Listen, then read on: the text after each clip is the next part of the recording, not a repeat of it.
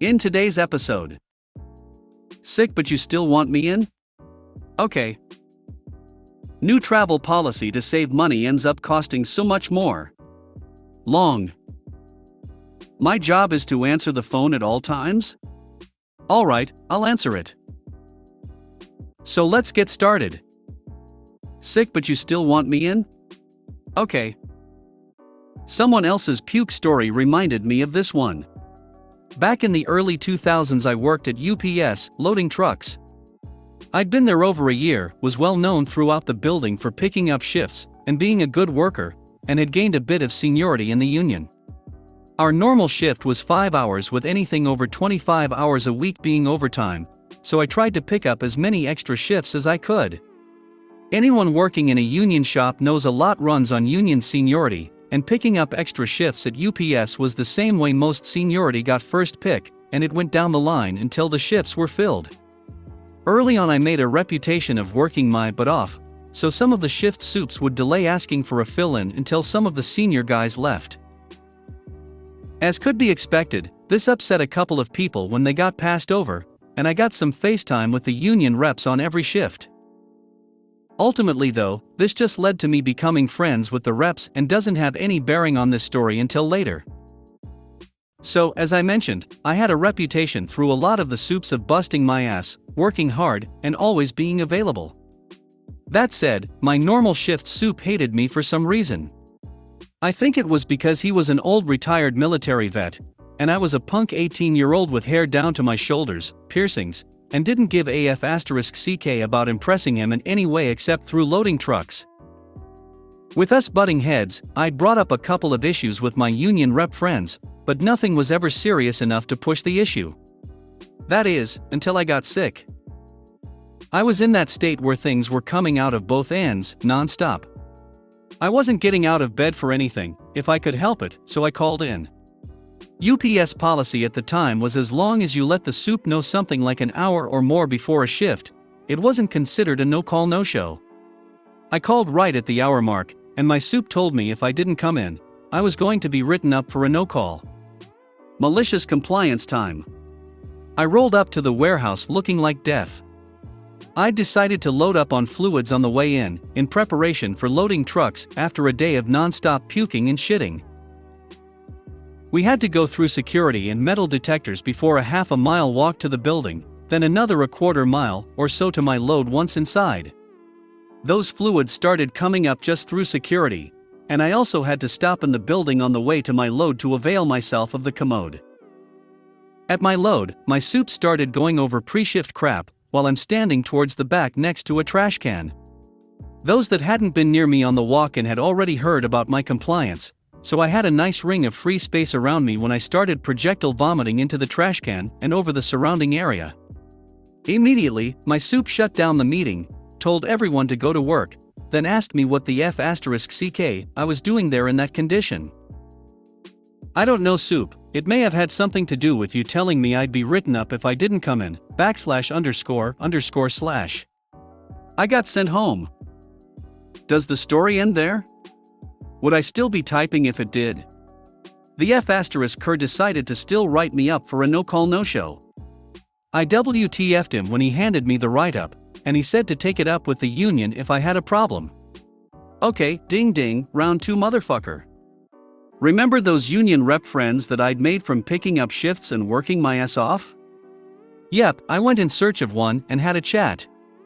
He had already heard about my ordeal, a mile worth of warehouse space, and word still traveled faster than it would have if we shared a cubicle. He knew I had been in the warehouse puking, and if I was there, how could I have not shown up? And if my soup was the one that sent me home after I showed up, how could the write-up be my fault at all? So he roped in HR. HR was involved in all the official write-ups and hadn't heard the story, but was aware of the write-up. So union rep and I told her the story. She called down and asked the soup to come over to her office. He came and recounted the same story. When asked if I'd called, he said yes. If asked if I'd still showed, he said yes. When asked if he sent me home, he reiterated that he had. When asked how I could be a no-call no-show when I'd called, showed, and been sent home, he didn't have an answer. I was dismissed to go back to work.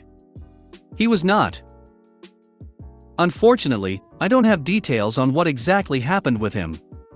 My union rep buddy did say that I wasn't the only one that had been passing along issues for a while, but this was the first they could really do anything about.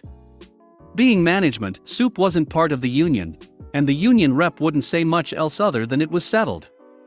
When a union rep tell you it's settled, and they can't say more, my experience has been that they're absolutely right. The Soup kept his distance and didn't speak much to me afterwards outside of what was absolutely necessary. New travel policy to save money ends up costing so much more. Long. My company was on a cost-saving kick and decided to look for a way to shave pennies. Now they could have looked at the amount of money that was squandered by people jetting all over the country on company time at a huge hourly rate. Basically, the labor spend is always much higher than the cost of the flight, car hire, hotel and food combined, or the number of strategizing away days that HR etc. went on, but no, they came for the lowly engineers. When the company starts counting paperclips, you know that you are about to have some fun. We were called to a consultation session. Read. We are telling you what we decided based on what we think goes on and not what actually goes on. The session was about saving money on hire cars. In our company, if you have to go away from your home site, you can use your own car and choose a mileage rate up to about a 40-mile journey. If it is longer, then you should have a hire car. Hire cars are usually dropped off at the office by transporter, or you can pick one up at a hire office, or you can get a car dropped off at home for a small fee, £14 plus fuel. Travel department announced that there were to be no more home drop-offs to save money. The engineers knew how this was going to pan out and said nothing. The thing to know here about the travel department is that they do not travel. None of the knowledge is from the real world. Travel announced that the new policy was that home drop-offs were to cease. We had to pick up the hire car at the office or at the nearest Hertz rental location. Sounds simple, all the engineers who travel a lot could instantly see the issues, but as we were told that this is the new policy, we had to comply. So we did. Maliciously. I was on a job 300 miles away at the customer site. I traveled down on the Monday morning, starting at 6 a.m., and back up Thursday, home about 6 p.m. Because of the travel time, I got the Friday off. I also lived a 100-mile round trip from the office, and my nearest Hertz office was at the airport. This was not an unusual situation. A lot of people I worked with traveled to client locations. The weekend arrived. Usually at some point over the weekend a car is dropped off and the key and paperwork is popped through my letterbox for the princely sum of £14 and no time from me. Instead, because the Hertz office was closed at 6 a.m. on the Monday morning, I picked up the car the day before. Because my wife needed my car while I was away, and therefore could not leave my car parked at the airport, I took a taxi as per company travel policy, £35 and 40 minutes. I picked up the car, about 30 minutes, and drove home, about 30 minutes. On the Thursday evening, instead of heading home and getting the car picked up on the Friday, I headed straight to the airport, dropped off the car, and took a taxi back, £40 and about 40 minutes due to busy traffic.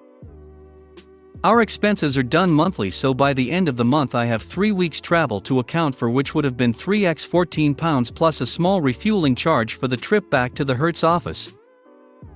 Instead they got about £200 for taxi fares, and an overtime bill of about 4.5 hours at about £80 per hour. I was not the only one. Some engineers took a taxi into the office to pick up the car, as their spouse needed the car while they were away. Some took a taxi to the nearest Hertz office. All of us put in our overtime at the end of the month. Travel has no overtime budget, and so it all got claimed from the project. The project labor budget teams went ballistic, and went all flaming torches and pitchforks on the travel department. The policy didn't last the day. My job is to answer the phone at all times? Alright, I'll answer it. A couple years ago, I worked for a real estate company as the manager of its co-living division. Think of it as a living arrangement where the company leases the apartment from the property owner, remodels it, and then subleases to multiple tenants by the room. It's legal in my country. The owner of the company, let's call him Deck, last name Face, had a tendency to Misguide company funds. As such, he was constantly late on rent payments to the owners. One night, he calls me and tells me that, as manager, my responsibilities now include coordinating rent payments. I think nothing of it because it's a simple enough task, and it doesn't take much time. What he didn't tell me was that he called every single property owner and told them that he was too busy, so I was now in charge of paying their rent, and that if it was late, they should talk to me. Fast forward a couple of weeks and Mr. Face is still misguiding company funds, so there isn't any money for paying rent, even though I know for a fact we're generating enough revenue. Owners are constantly calling me during weekends and nights, so I don't answer the phone because it's not working hours. Deck calls me on a weekend and he's very upset. It seems that owners can't reach me at their convenience, so instead they're calling him. He tells me it's my job to answer the phone every single time and tell them what's going on with the rent payment, so I say okay sure, sorry, and we hang up. Enter malicious compliance.